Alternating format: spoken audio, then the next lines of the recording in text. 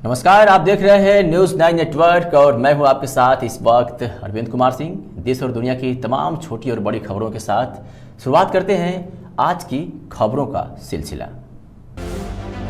सितारगंज में प्रजापिता ब्रह्मा कुमार ईश्वरीय विश्वविद्यालय की स्थानीय शाखा का सितारगंज में भव्य उद्घाटन राजयोगिनी परम आदरणीय डॉक्टर बी.के. मनोरमा दीदी के कर कमलों द्वारा किया गया।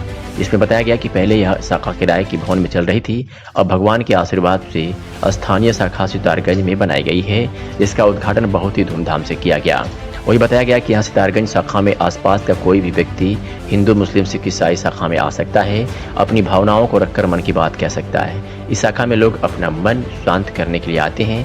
यहाँ शाखा में अच्छे विचार लोगों के सामने रखे जाते हैं, जिससे लोगों की मन को शांति मिल सके।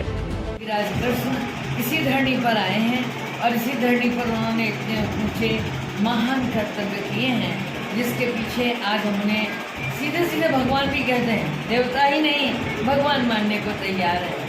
लेकिन अयोध्या और मथुरा यही, दो हाथ पैर, दो आँख, दो कान उनको भी थे और हमको आपको भी है। लेकिन आज आपका परिचय कराना पड़ा कि भैया वहाँ से हैं, इस अखबार से हैं, इस जगह से हैं।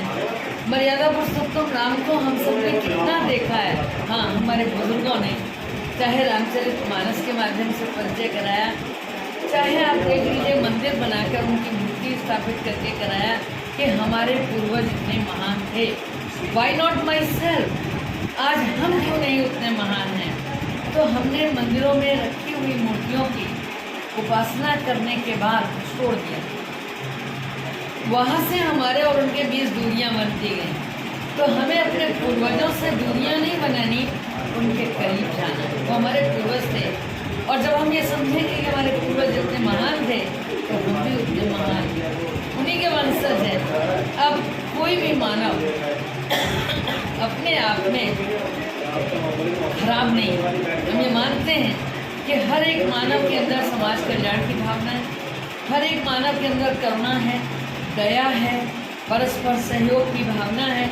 लेकिन कहीं कहीं उसके जब हित टकराते हैं तब उसकी गाड़ी पटरी के नीचे उतर जाती है। तो उस समय भी वो पटरी पर ही रहे, या बहुत कुछ चाहने के बाद उसमें सामर्थ्य नहीं होती, सक्षम नहीं होता, इसलिए वो नहीं कुछ कर पाता।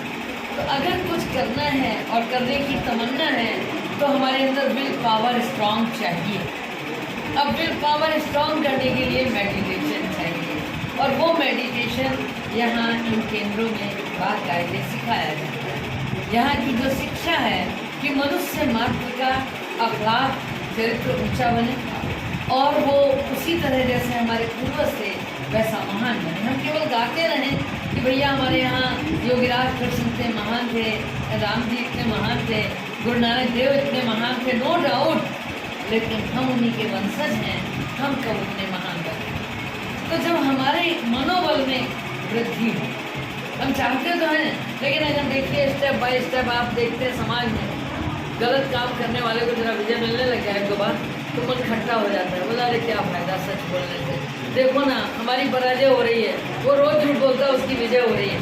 और ये विजय और पराजय हमको फिर पीछे खींच के ले आती है। नहीं, सत्य की कभी